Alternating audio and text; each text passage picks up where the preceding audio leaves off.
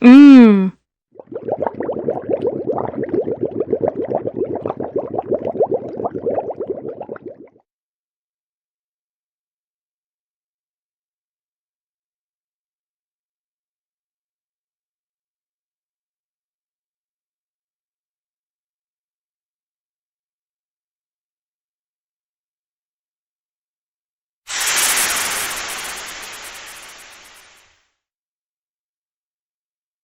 Hi, and welcome back to Hot Off the Press, the show about new releases and the authors that bring them to you. And tonight we've got a lot stacked up here to add to that to be read pile. Let's see who all is bringing in some new releases to stack up for your summer reading. So, Layla, you are up first. All right. Well, I actually have a release coming on the 11th, and it is called Wildfire's Requiem. And it is a MMMMM Lion Shifter harem romance. Wow. It's my first harem book. Is absolutely a treat to write because it's also my first Lion Shifter book. So much fun diving into Lion Shifter politics and all kinds of neat stuff as they set up a pride, a harem, and deal with an arsonist. I was going to say there's got to be a pride joke in there somewhere. Nothing like hot love. All right, John, you're up next. John L. French, retired crime scene investigator, now writer. I have a book that's already out. It's from Bold Venture Press, and it is called The Wages of Sin. And it is a collection of stories about a man who sits, not exactly a private eye, he sits in the back booth of a place called The Shadows, and people in trouble, no place else to turn, come to him, and he tries to solve. Evie? Okay. I have a book coming out August 22nd. It's called Song of Sin. And it is about, it's a shared world book, and my characters are werewolves. So it is basically generation, they're pursuing the correction of a generational error, more of a sins of the father type of thing, where you have one person, one member of the pack that's set to change everything for the good. And EJ. Hi, I'm EJ Russell. I've been called the Queen of Paranormal Rom-Com, gay paranormal rom-com. So I'm not sure whether I can, actually wear that crown. But my most recent... that might be a tiara, but my most recent release is called Assassin by Accident. It is part of the multi-author Carnival of Mysteries series, and it's also set in my larger myth-matched story universe. So it's kind of a crossover because I cannot resist crossing characters over from one book to another. The Carnival of Mysteries series was set up by Ari McKay, and in it, each book stands alone. Each author is welcome to do whatever they like with their story, as long as their characters visit the Carnival of Mysteries at least once. My characters happen to visit it more than once, even though there are clowns in it, which one of my characters does not appreciate it at all. So let's dive a little bit deeper. So Layla, I'm going to start with you on this one. Why don't you walk us a little bit into, what kind of a world are we walking into? How are the prides and all of this going to work for us? Well, I had just finished deep diving into wolf shifters, and I thought it would be fun to switch to big cats for a little bit.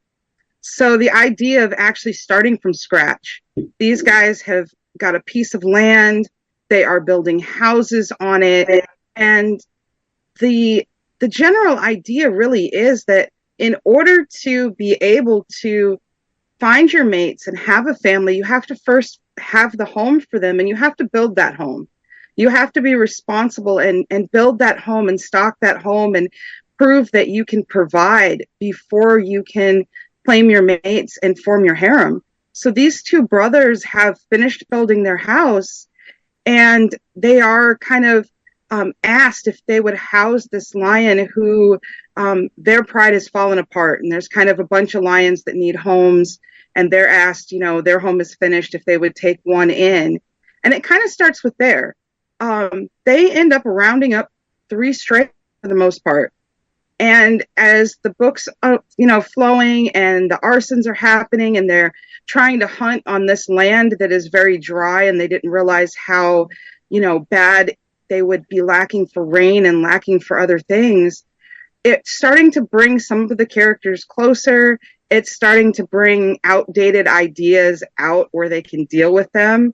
One of them's very protective and, we found our mate and he must not, do anything dangerous, and he must wait and blah, blah, blah. And the other lion's like, hey, I'm a lion too. And lions aren't meant to be in a cage. So I'm going to do what needs to be done, and you're just going to have to deal with it.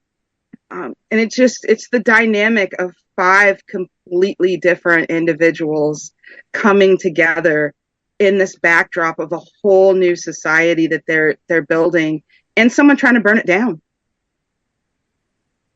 All right, John. So we're going to slip into the diner. What kind of world are we slipping into here with Sin? We're slipping into Harbor City. Harbor City is my go-to town when I don't want to set something in Baltimore or Ocean City or New York, something like that. It got its start in a book called The Devil of Harbor City, and this collection of stories is pretty much a continuation of that. Jericho's Sin is tall, lean, perpetually uncombed hair. His family goes back to Romney Marsh and Dymchurch under the Wall, where his ancestor was Christopher Sin, also known as the Scarecrow of Romney Marsh. As a result, he stuck with the nickname Scarecrow, mainly because his uncle who raised him was also Scarecrow. His uncle has his own history, which was told in other books. Jericho started out as a police officer in Baltimore City, became a detective, and through something that happens, which is explained in the last story of the book, he winds up coming to Harbor City and basically going independent. His office, so to speak, is the back booth in a bar restaurant called The Shadows, and is sort of halfway between the cops and the bad guys. Sometimes the cops will come and ask him for help that they really, there's something they really aren't allowed to do, but Sin has no problem. And sometimes, sometimes he works for the outfit. And most of the time, people in trouble come to him. Somebody tells them about this guy. Go to the Shadows, ask for the Scarecrow, and see if he'll help. And takes money for it. Sometimes he just does it because he thinks that, because he's the only one who can do it, and it's a just cause. He deals with sports scandals, kidnapping, battered wife, and a few other problems. And he deals with it by this way. If you know where the source of the title comes from, as the Bible says, the wages of sin is death. So he usually deals with it in a somewhat final manner. John, I just have to say that back in the day when I was a kid, I remember watching The Scarecrow of Romney Marsh on Wonderful World of Disney. Oh yes, it was a favorite of mine. May Bold Venture Press forgive me. At the time, I liked The Scarecrow of Romney Marsh better than I liked Zorro. But now, having been in a couple Zorro books, that's sort of changed. But but yeah, that's where the name came from. It started out with Theodore Sin, who was basically in the 20s and 30s. And when I came up with the idea of doing a have gun will travel type character, but in the 1960s, then I figured he was the nephew of Theodore Sin. And since Theodore has retired and was called Scarecrow and kind of answered to that name, then Jericho becomes the new Scarecrow, and he really hates. It has uses, so he answers. So Evie, Yes. why don't you tell us a little bit about the world we're falling into with yours? All right.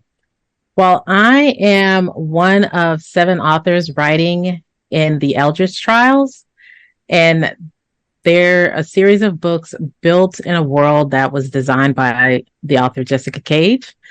And in this world, we have a mother goddess, and like all gods, she wants her world to thrive, to just do well and just blossom.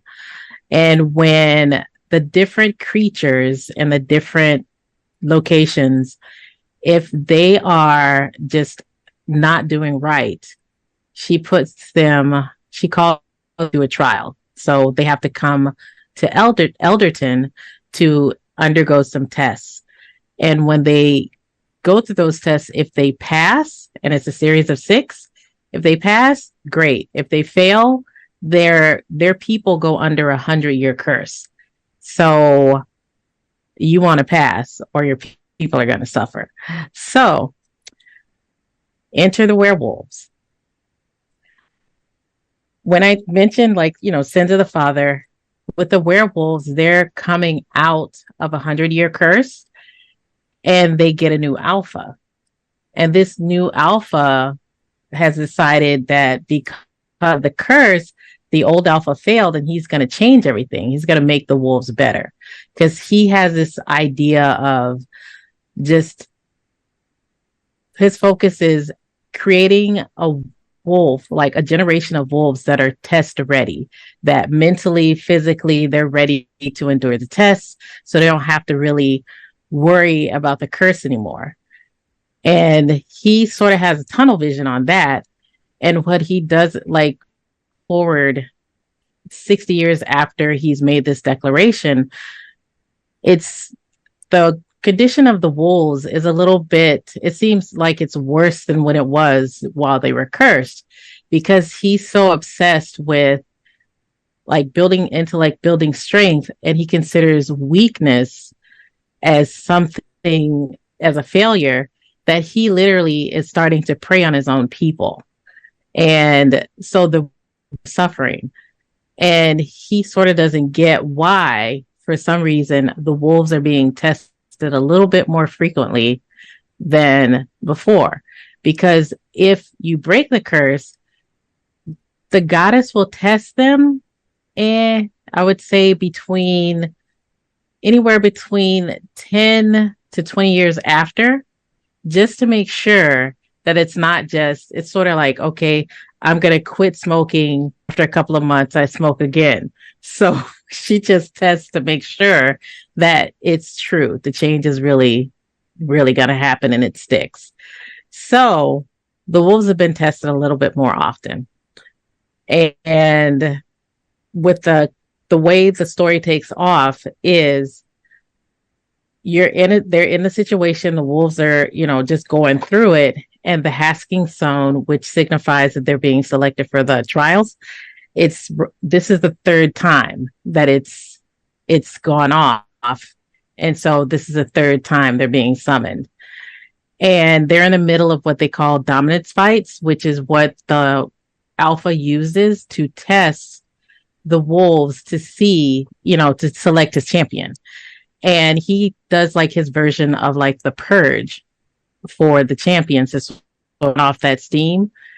And in between all of that, the newer champion sort of rises, because my villain, he's psychotic, he's crazy. And in one of his rampages, my main character, Rel, she sort of accidentally, after what she does to the champion, she becomes a new champion by default, and she's escorted to Elderton by guard. So on Elderton, the choice for her is is it worth it to sacrifice for the pack? Because for her, she's a half breed, so she's a hybrid, and they're not really, they're sort of treated like second class citizens. But her mother, she was raised by a healer, so she has this desire in her to make things right. She can be she has a bit of a temper, so she can come off like just sort of abrasive. But at the bottom of it all, her anger is she wants people to just, sort of change and do better. But she has to learn how to bring that out of other people. And slowly but surely, she starts to discover that, that part of herself. But in the end, will she make the right choices? So that's sort of what's going on with the Eldritch trials for Song of Sin. And it's literally for the trials, as the story continues, you'll just see just a generational, like a repeat of the same issue amongst the alphas. And the challenge is the real leader. Like, some people think leading is you do what I say and that's it. But is that really leadership? And that's sort of what unfolds with this. EJ, how about you? What kind of world are we going to be falling into in this one? Well, there are two worlds that sort of mesh in mine. As I mentioned, it's part of the larger Carnival of Mysteries multi-author series, and the organizer of the project specified what all of the acts were like in the carnival, what the tents were like, where everyone lived, what kind of what they looked like, and the only qualifier that we had was that we could not have any of those characters, the carnival regulars, as main characters in our books, but they could show up and do various things, and they could be magical or not. It depends on the kind of story that every author was going to create.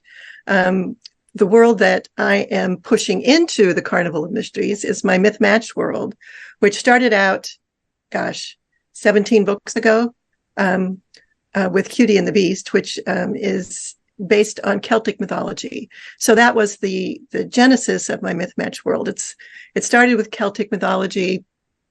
Fairy is at the heart of it. But I've branched out, and now there are various kinds of shifters. All of the characters, except for one in my sort of mystery spinoff, are in fact supernatural creatures. They could be fae, they could be shifters. There's one who's a magical healer. However, all those people are magical because of their nature. Mages, however, are not magical by nature. They are not magical. They do magic, but they are not magical. Therefore, they have to get their power from someplace else. And in Assassin by Accident, our main character, Nevin Quirk, who is a Keffeldur, a Welsh water horse, has vowed to assist an earth mage in a quest of his in order to get, the mage has kidnapped Nevin's little sister, and Nevin needs to get her back. And so he's vowed to do anything to get her back. Never say you'll do anything, because the mage has insisted that Nevin assist him, assist an assassin in murdering someone and bringing back their heart to use in his spells. So there's mistaken identity, there's hurt comfort. Under the vow, Nevin can't shift, he can't drink any water, he can't immerse himself in water, and a Keffeldur has to have fresh wild water or they die. So throughout the story, he's trying to find ways around those restrictions in order to do what he needs to do, even though he doesn't want to do it, to get his sister back. And then he meets Seb, who has the right tags for being the assassin, and Nevin is quite shocked because he was initially very attracted to this very sunny guy, and he can't believe that he's an assassin. So then hijinks ensue. You can be a perky assassin.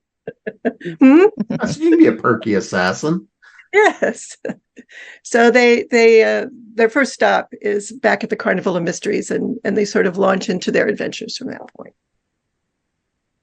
So, John, I'm going to start with you on this one here. Let's actually pick kind of one of your favorite, since it's a series of a collection of stories.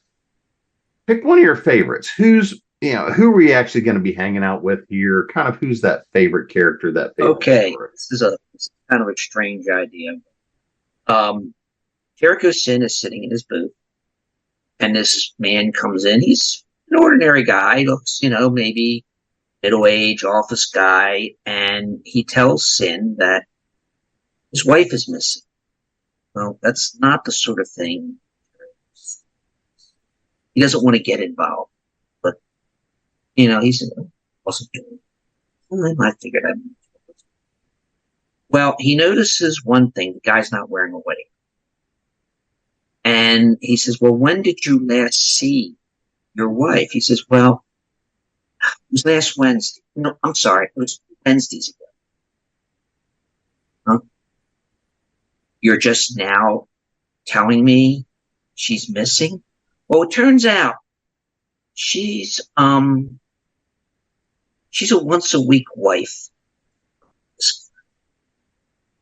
Basically, this woman's profession is to be a wife to a couple, about three different men once a week. They come home, she's there, she's a meal, she spends the evening with them. While she comes in the morning, she does the laundry, she cleans the house, makes him his dinner. They spend the evening together, then they spend the night together. And when he leaves, she kisses him goodbye, and she leaves and comes back the following week. And he says, at least once a week I'm happy. Because he's just coming off bad marriage. So she hasn't been around for 2 weeks, and he's getting worried. And now Sin goes, well, assuming I find her, what do you want to do? Just want to know she's okay. Okay, that leads into a bunch of problems, most of which Sin finds out that the recommendation came from something called the London House.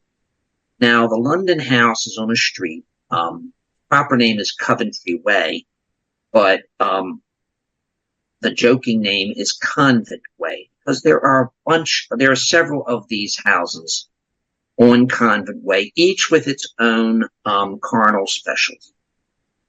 And one of the people there recommended to this guy he would probably be better off.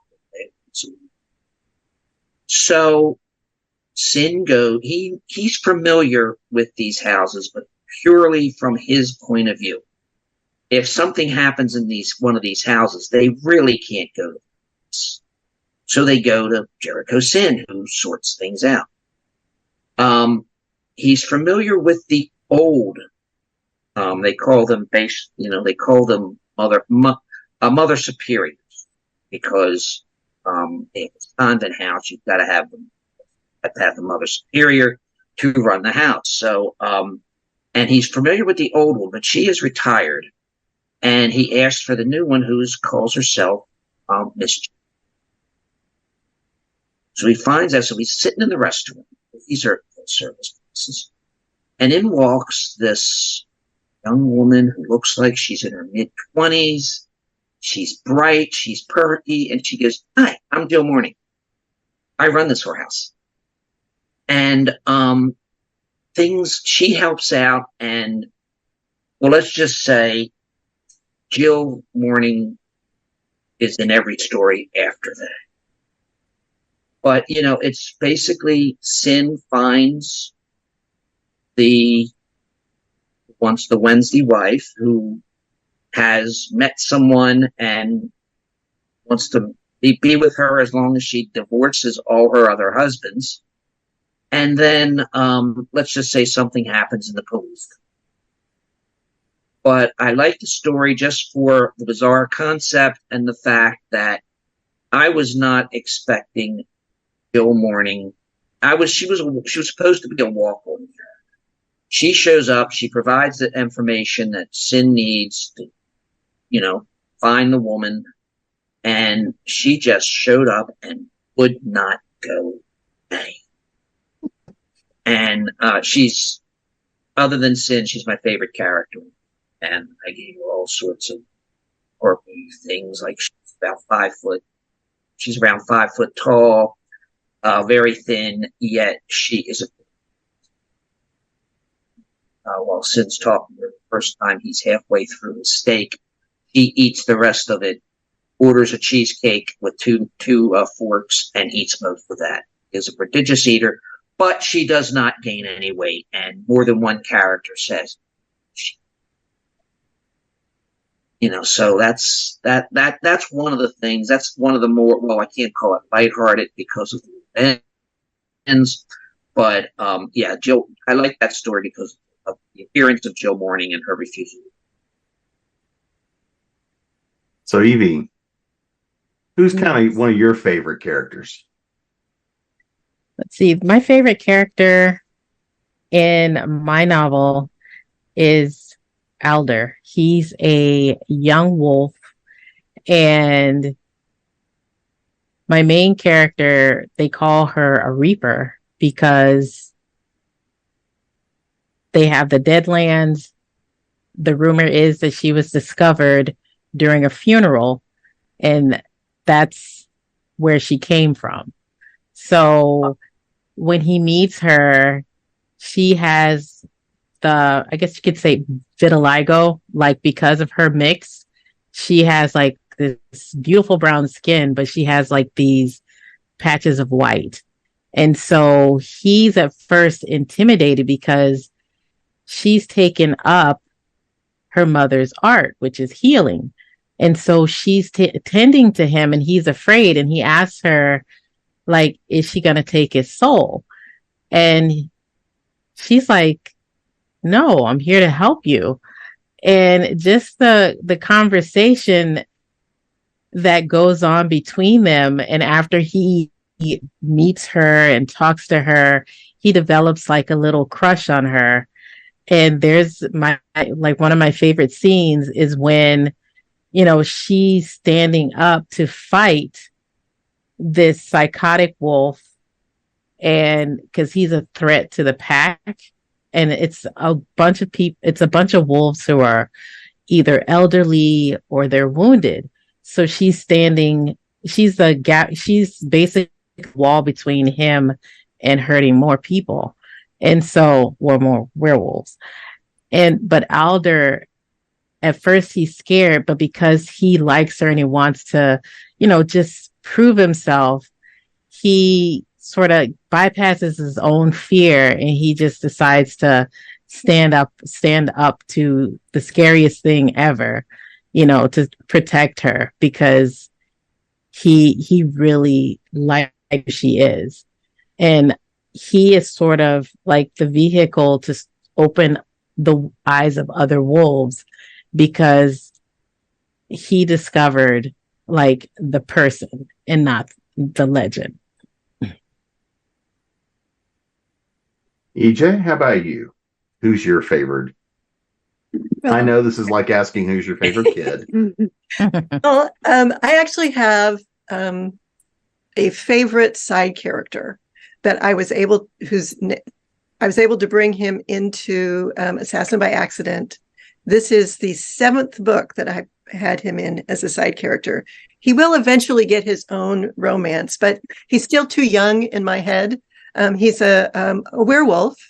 The first time he appeared, he was about 18. Now he's maybe 21. But he's essentially a golden retriever.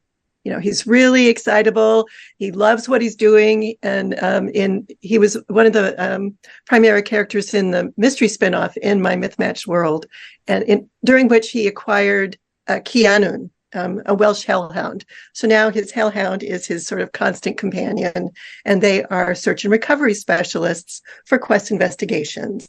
And and his little brother has also made an appearance. So they have this little packlet that Jordan is sort of the default sub alpha of, just because they're it's his family. So I always just have such a good time bringing him in, because he just has no boundaries. So he does pretty much whatever he wants, and he talks a mile a minute. My narrator, Greg Boudreau, was doing a live recording on Facebook when he was working on the book, and he mentioned that when he does Jordan perfectly. It's like this, the very bright and exciting and very, he speaks really rapidly. And he mentioned that it's kind of hard sometimes to record Jordan because he goes, at top speed all the time. So he can tangle up his tongue while he's doing that. But it gives me the opportunity to do a lot of sort of physical humor with Jordan and Dupe, who's the hellhound, and now his little brother. So I love finding the opportunity to bring Jordan and Dupe and Noah, the little brother, in whenever I can. Layla, who's your favorite character? Oh, it was a hard one because you got 5 mains, but I have to say it's got to be Pike. And he's probably going to be the reader's least favorite character.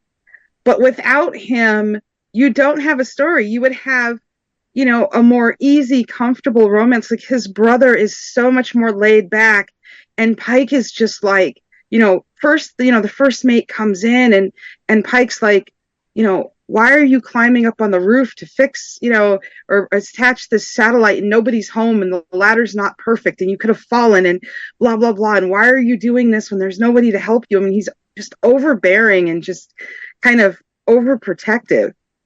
And throughout the story, you see him, he's got this gruff personality and this, kind of, I'm going to be the head out of everybody here. And then Remy shows up, and Remy's the youngest lion. He was raised in kind of a separatist group where it was just like his family and his uncle's family, and that's it. They didn't have a pride. He doesn't know what it means to live with a family that is functional, because his was not.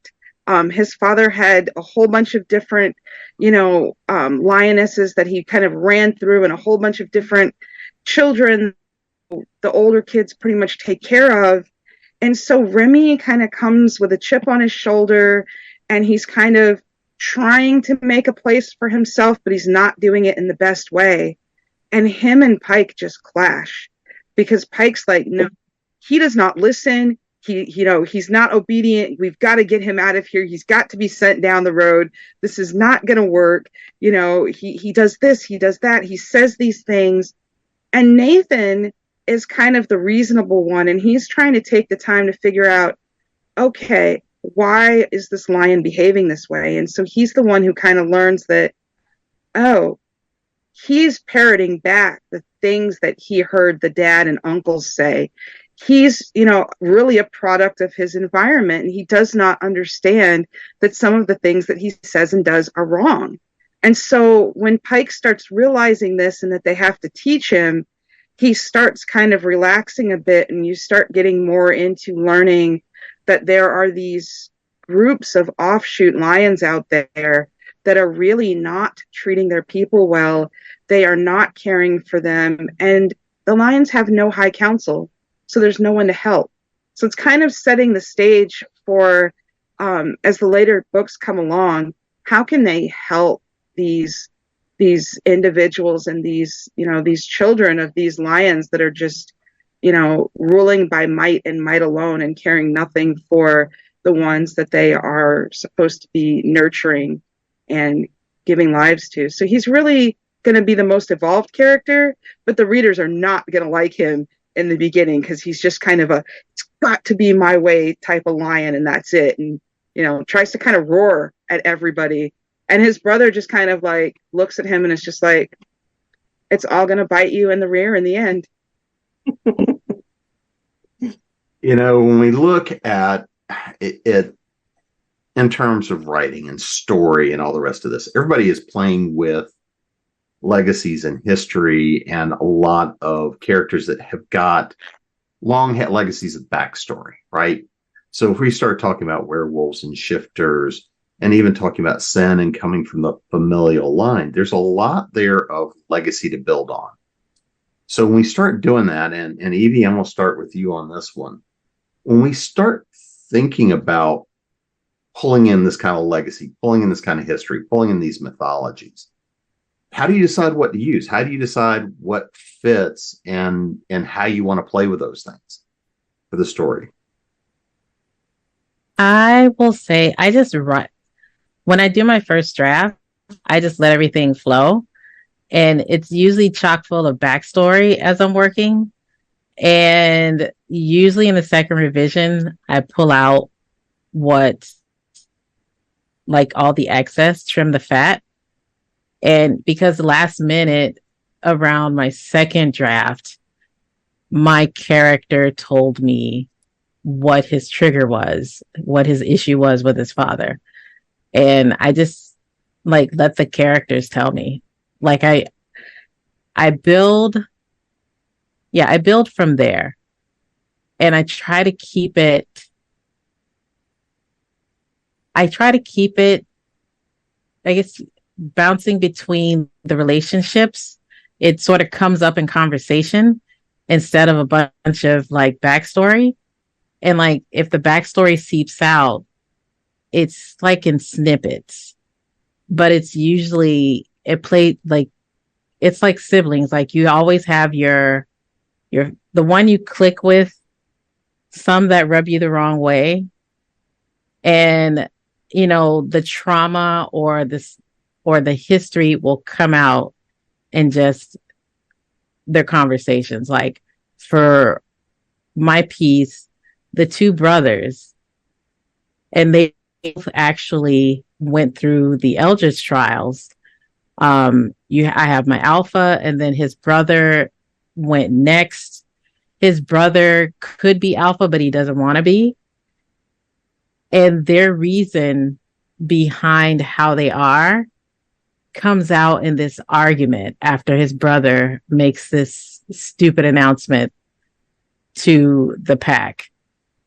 And I like for the trauma and just the history to come out in either the conversation or just even in the whispers and the mutters of those who are impacted by the actions of my werewolves. How about you, EJ? Oh, I'm sorry. Go ahead, Evie. Sorry. Oh no, and it's like I take a lot of notes and flag them. So EJ, how about you?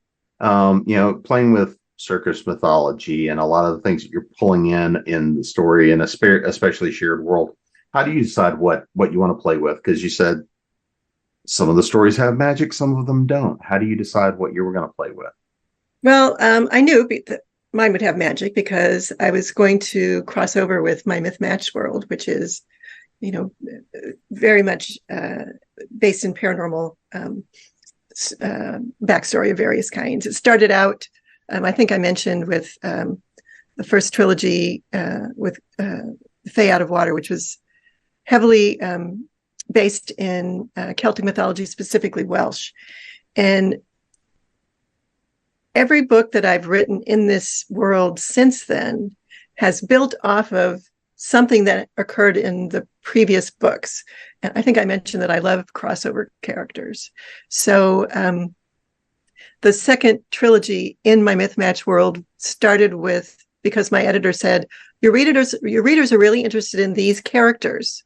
So I said, okay, well, I'm going to write more about those. One of them was a dragon shifter, and one of them was a vampire. So it's like, okay, go with that. But it has to be, within the context of the sort of urban fantasy, fairy / supernatural / outer world. Most the books are set in Portland, Oregon, too, by the way, as well as fairy and other realms.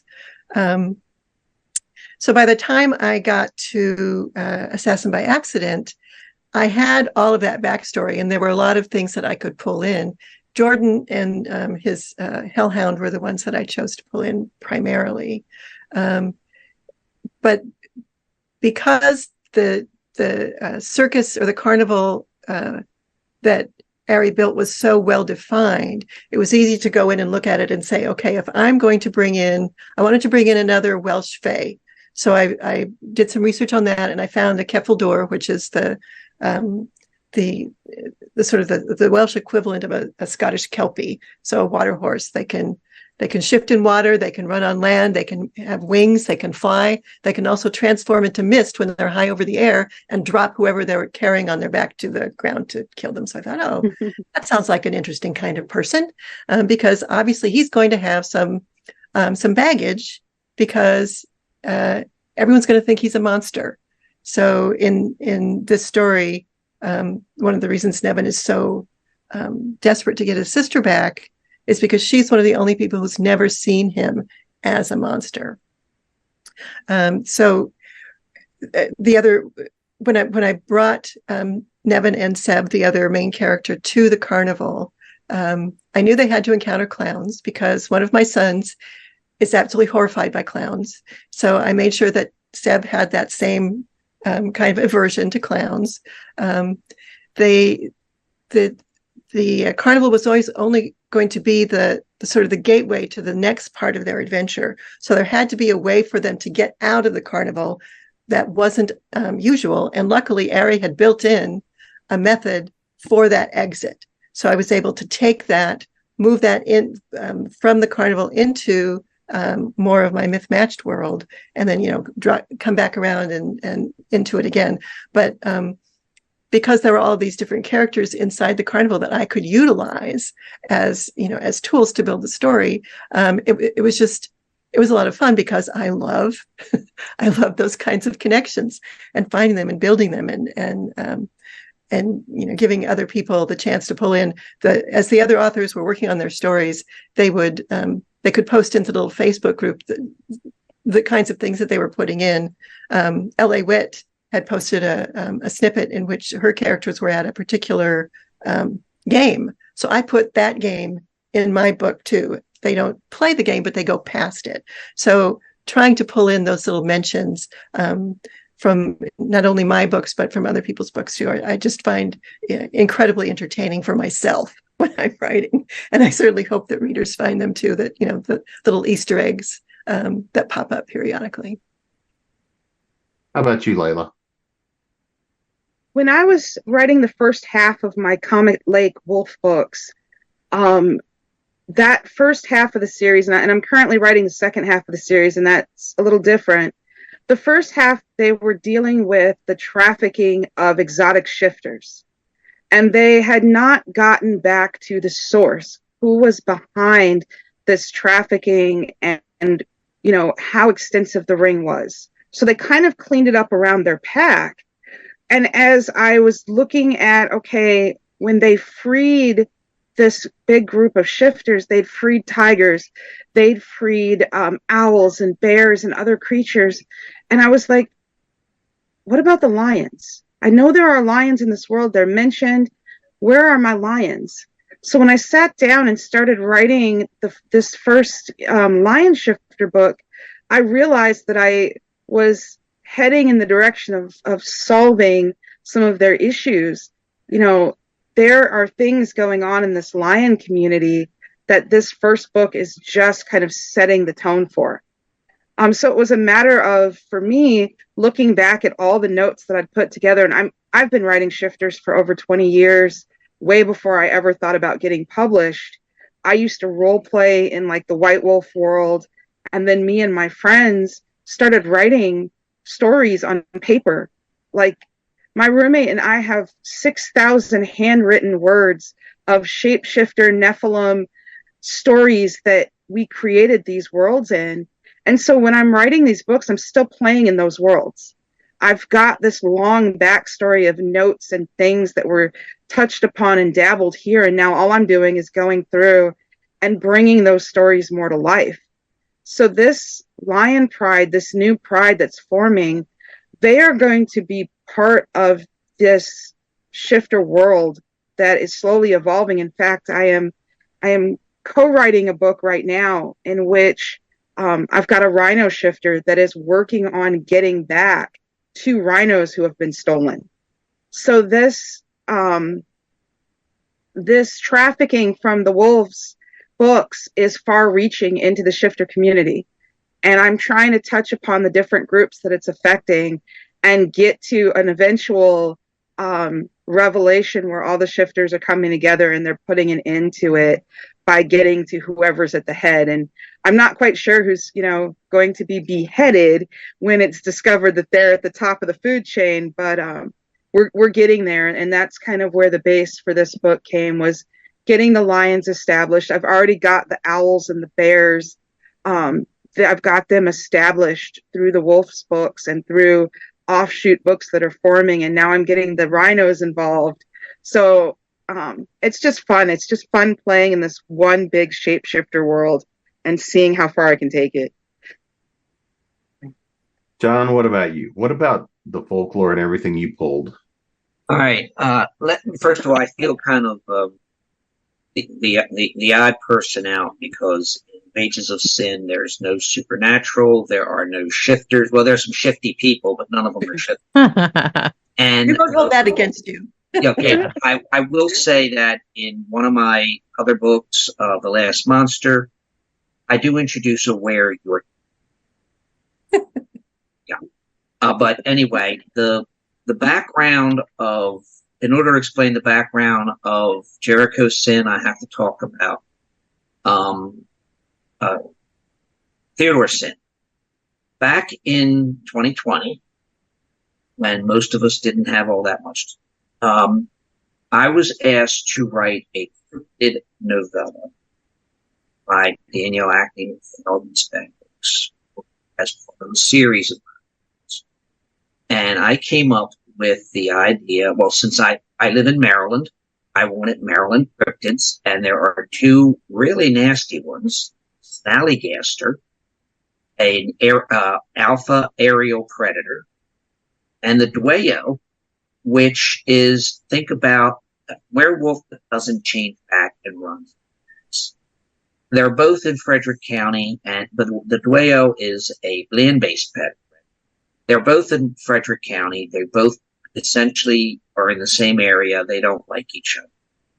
I set it in the 1920s during Prohibition, and the story is that there are rival roadhouses who try to weaponize the cryptids in their war.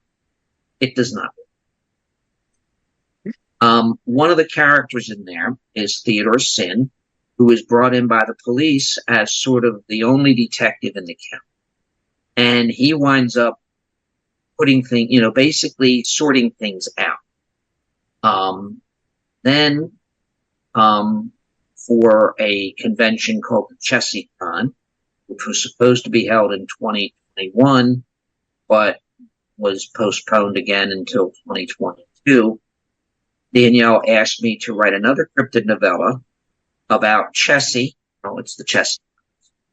The Chesapeake Bay sea serpent. So since I already had a structure in place, well, who should show up again as the person who is Chessie's contact but Theodore's Sin?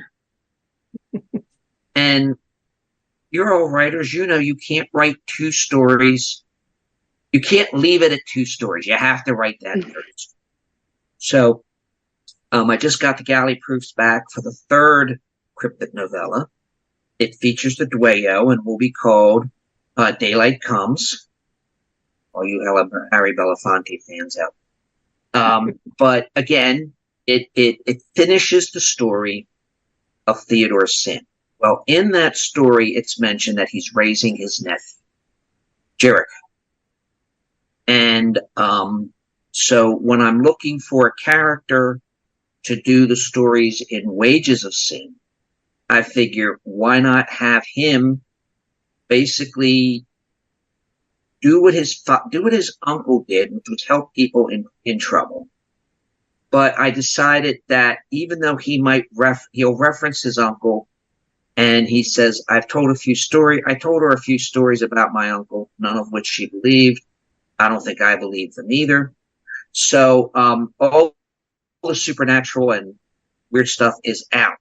But that's where, as I mentioned before, he inherited the nickname the Scarecrow because there's a family resemblance. And so he winds up inspired by his uncle, who was a Baltimore City police officer, and then wound up as a police detective in Harbor City. To become a police officer, and for various reasons, he leaves the BPD, winds up in Harbor City. So, and then there's I don't really get into the backstory of Christopher Sin, Scarecrow Romney Marsh, except that the publisher, who is a fan of the Disney story, put in a little introduction which references. Well, guys, it sounds like we've stacked up a lot of stuff for the To Be Read pile. But before we get out of here, let's make sure everybody knows where to find you guys, website, social media, and of course, where they can get their copies. So EJ, I'm going to start with you on this one. You can find everything about me, including links to my newsletter sign up and my socials on my website, which is ejrussell.com. That's all one word, and Russell has 2 S's and 2 L's.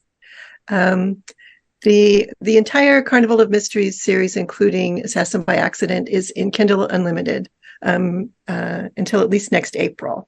So that's where you can find it. Evie?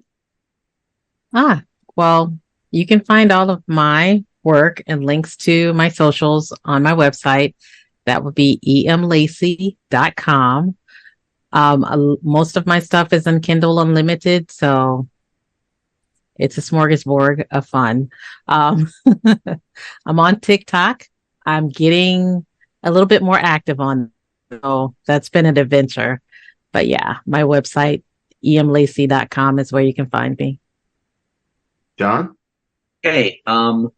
My books are available on Amazon and Barnes & Noble. If you search for it, please use John L. French and attach the title of one of the books.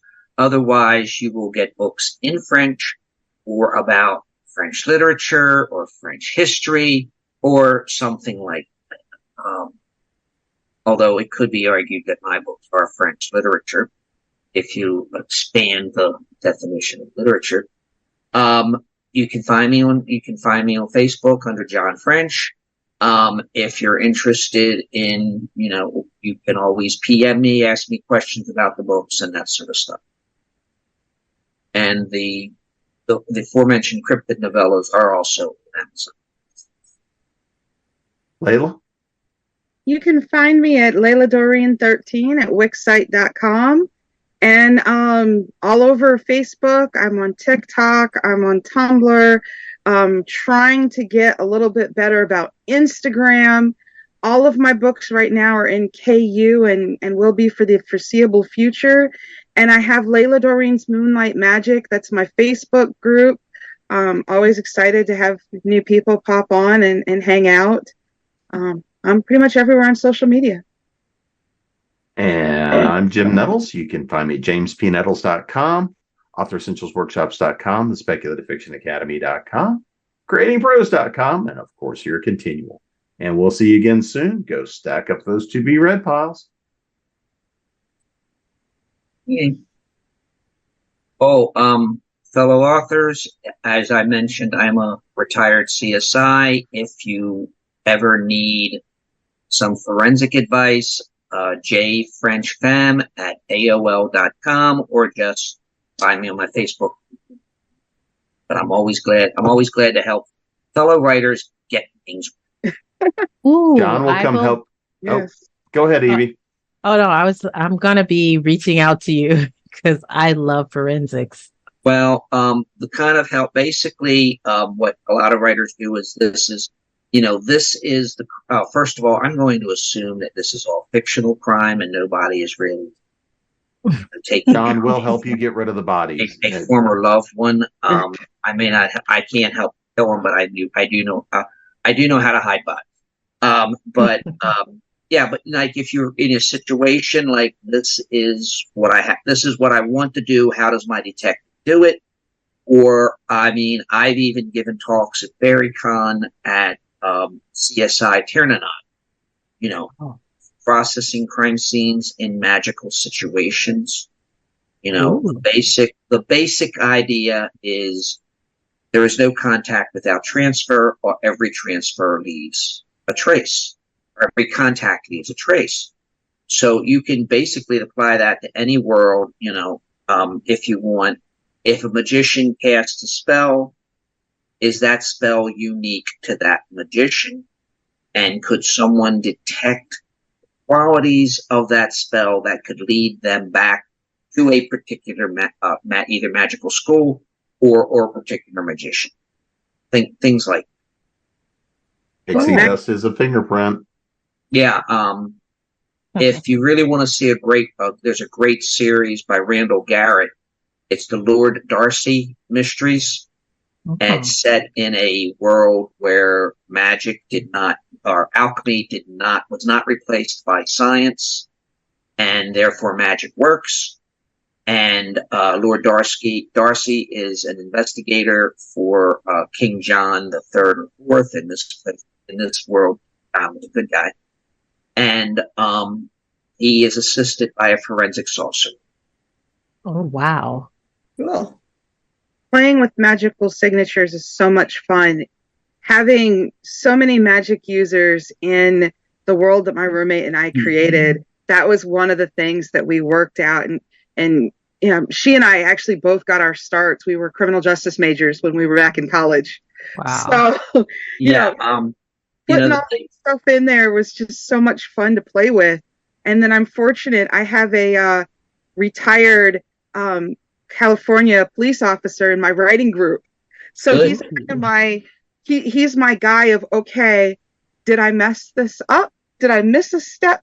Because having that stuff in there and having these characters trying to solve these things, especially when like my wolves, the closest they come to being on an investigative side is most of them are like outlaw bikers. They're on the opposite side. But if you realize, what you have to do is you have to take the abilities of your particular characters. Right. These are wolves, so wolves, I assume, have a good sense of smell. Oh yes. So they would be better at tracking somebody, through scent, and you could even have where a particular scent is on the scene of a crime, and later they detect the scent somewhere else, which is again getting back to every contact is trace. Mm-hmm.